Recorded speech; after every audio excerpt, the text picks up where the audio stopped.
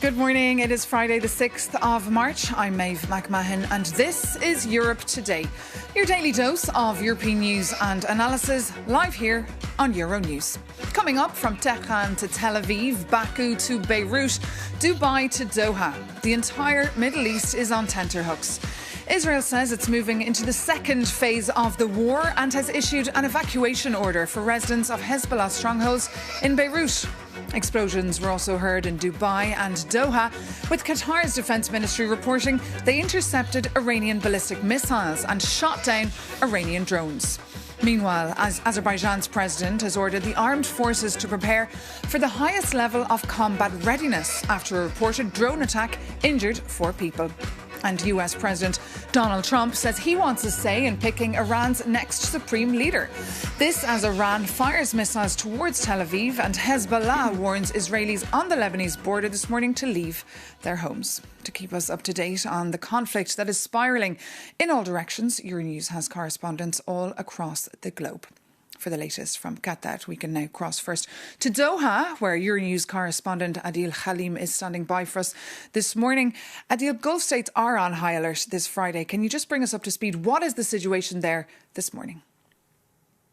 Dave, people here in Doha were woken up around 3:30 this morning by a loud national emergency alert on our phones, indicating an elevated risk. Soon after, Qatar's Ministry of Defense indicated that it captured a drone heading towards the Al Udeid Air Base. Now, that's the largest U.S. military base in the Middle East, home to 10,000 troops. And now that came just 24 hours after a series of loud explosions were heard in the skies across the city, starting just before noon. It was the largest barrage of missile attacks that we've seen here since the start of this war a week ago.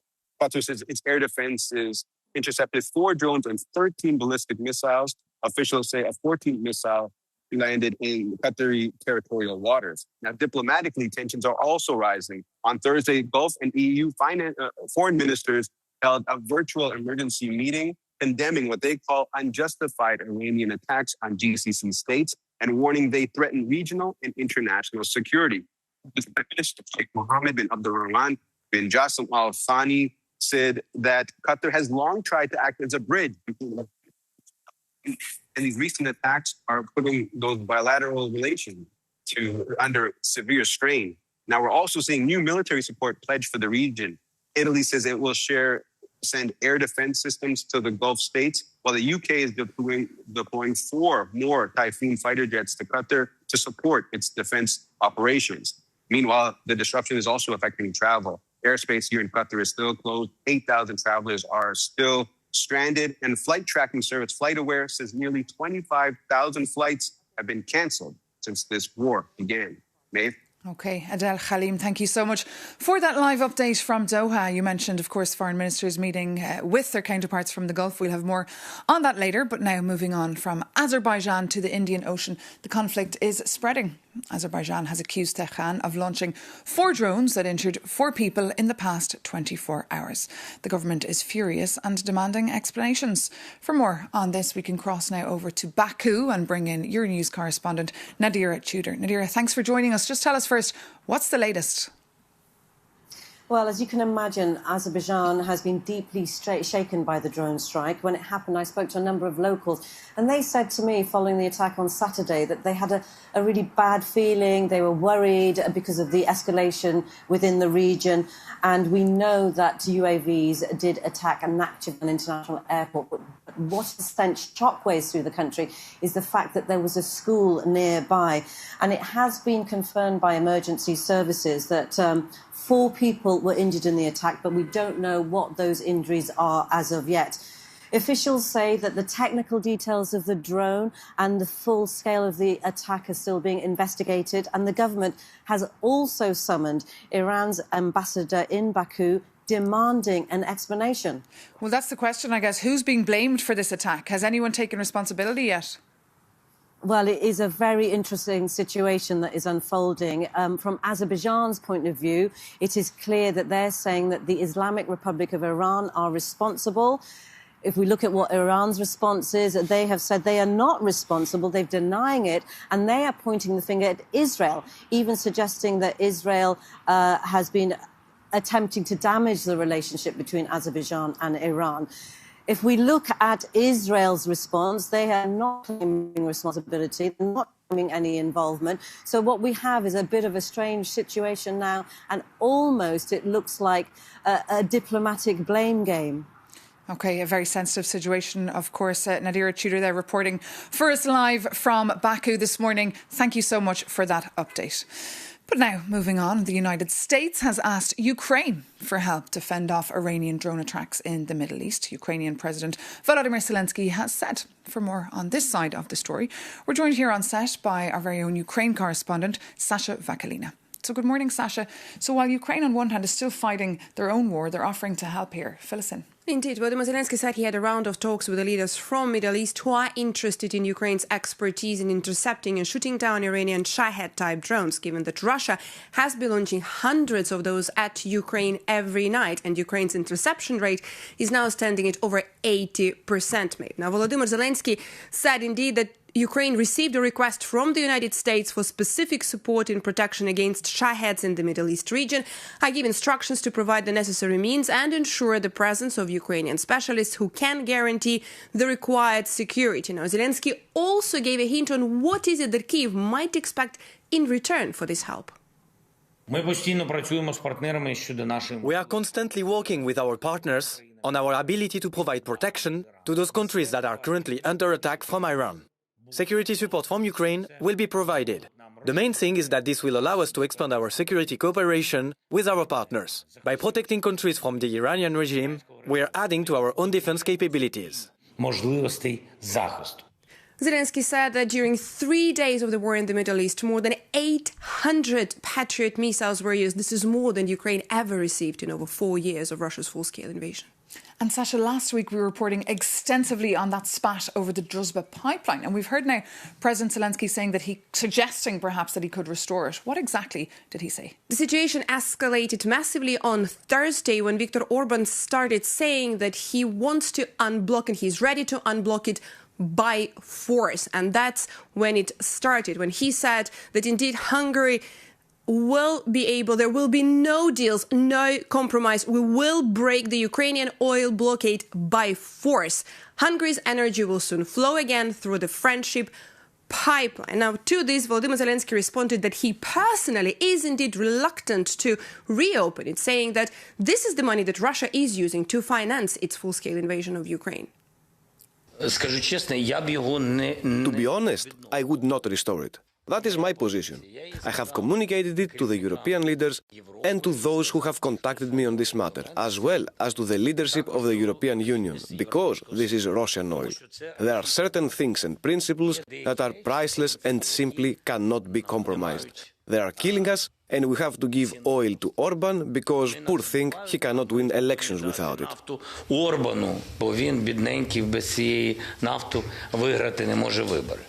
Zelensky did reiterate that it will take between 1 month and 1 month and a half for Ukraine to repair the Druzhba pipeline, and this is underway, Maeve. OK, a story we're also keeping a very close eye on. Sasha Vakalina, thank you so much for all those updates. And now, the same way drones are changing the way wars are fought in 2026, artificial intelligence is quietly becoming part of modern warfare too. But as the technology grows more powerful, so do questions about how and whether it should be used. Jakub Janis takes a look.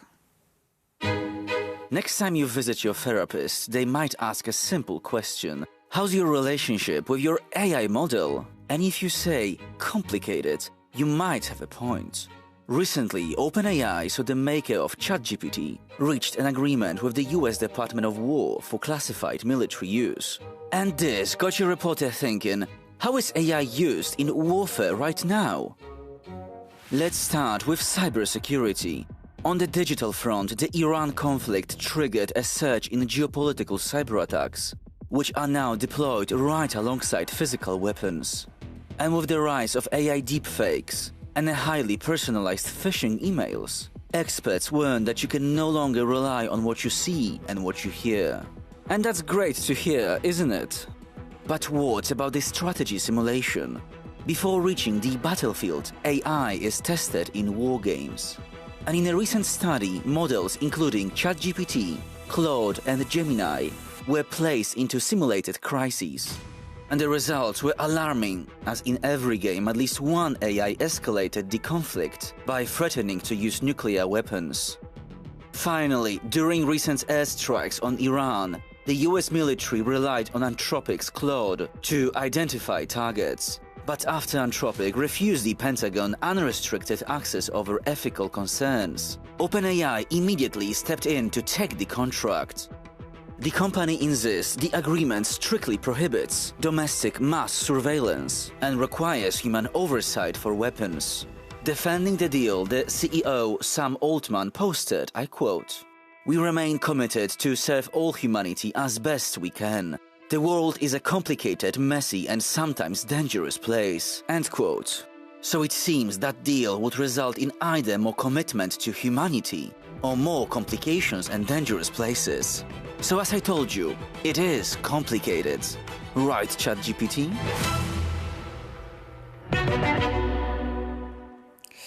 Jakob Yanis reporting for us there. And back here in Brussels, the EU is on high alert and monitoring the situation in the Middle East and its impact on us. EU foreign ministers held remote talks yesterday to discuss the impact the war could have on migration flows, for example, even though for now the EU does not see any surges yet.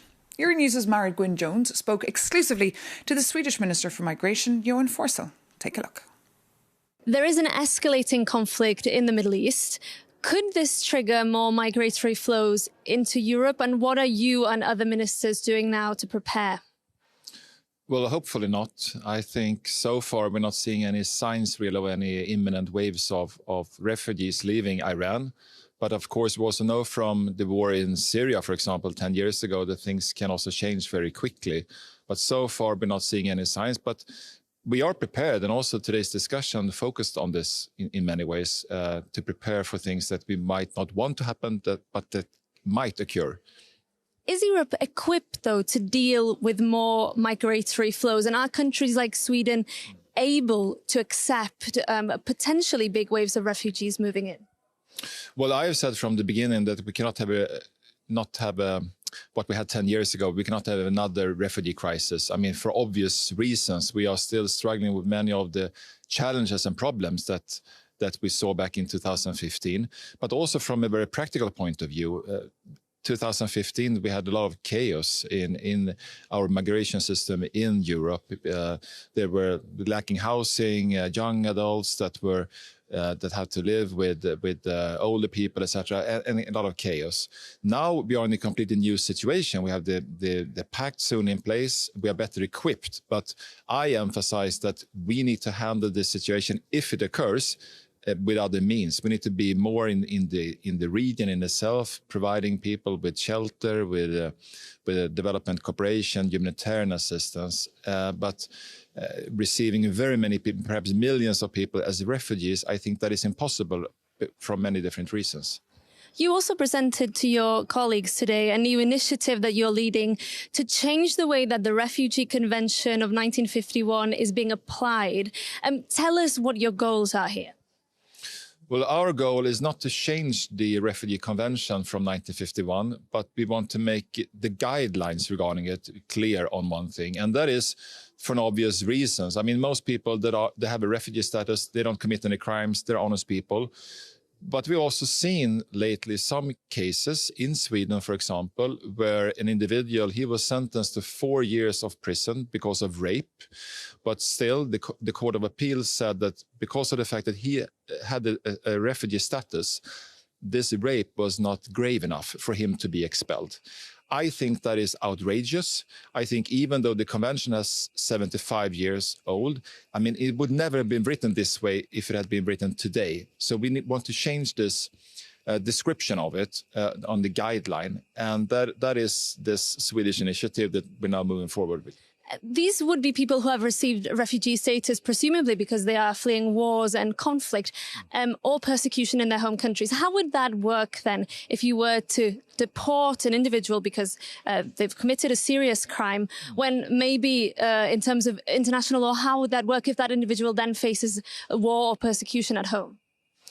Well, we also have the non-refoulement, of course, to take into consideration. But what I think is outrageous, and I think most people agree with me, is the fact that someone that has committed a rape being sentenced to 4 years of prison. It's insane that he is not even convicted or sentenced to expulsion. So we need to take one thing at a time here. And in order for this to happen, we need to change the guidelines, even though it has to do with the Refugee Convention.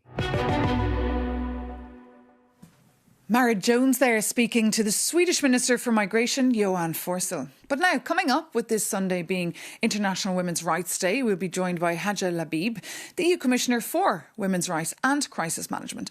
A Belgian-Algerian, Lehbιb worked before as a journalist, a TV presenter, a director and a national politician before joining the European Commission, where she now takes charge of driving the equality agenda and pushing forward women's rights. Commissioner Lehbιb, lovely to have you here with us on Europe Today on Euronews. Welcome. Thank you for having me. And of course, big story that you're following as well this week, emergency security talks inside the European Commission on the situation in Iran. Is the European Union ready for the impact this war will have on us? You know, I'm the Commissioner for Preparedness, so we are prepared for anything. This is part of our preparedness strategy that we presented last year. So did you expect that war to be triggered last Saturday? We didn't expect, of course, no one except maybe the Israelis and the United States who followed the strike, by the way. But what is sure is that we are committed and prepared. We hold a first meeting on Sunday, immediately after the first strikes. And when it comes to the humanitarian crisis, because I'm also dealing with this, we are ready with stockpiles, with warehouses, with sleeping bags, with tents, with medical supplies, with everything. And we are monitoring also all kinds of risks. Nuclear risk, of course, because of Iran, maritime pollution, massive movement of migration, and so on. So we are monitoring everything, but the priority nowadays is the repatriation of our citizens. And so far, we have helped 15 member states who activate what we call the UCPM. It's a civil protection mechanism. It's a solidarity mechanism between the member states who want to repatriate, to host, or to ask for help. And this Sunday is International Women's Day or Women's Rights Day. Is it a cause for celebration or observance? And also your message to Iranian women? You know, I started my press conference yesterday with 3 words. Zan, Zindagi, Azadi. It's women, freedom and liberty, life. You know, it is a tribute to Iranian women, because I think that these 3 words who embody the revolution that happened after Mahsa Amini's killing is also international slogan. And we want to make it real. We want equality. And when it comes to Europe, you know, that's why we need to celebrate the achievement, what we have achieved, but also to look forward, what we have to change. And so far, following our studies and inquiries, we know that we are 50 years far away from equality in Europe. And how are you pushing this agenda in a commission that's more focused on defence, competitiveness? I mean, we are focusing on everything. When you talk about competitiveness, do you know that inequality in the labour market costs each year to European countries 390 billion? So if we want to be competitive, please, let's work on equality in the labour market first. So will you push for more quotas, for example, to achieve gender parity? Exactly. And we have, for instance, we want to transform Europe in a better place in the world for women to work in STEM, science, technology, and so on. And we want to have 1 million women in STEM, because if women are out of the design,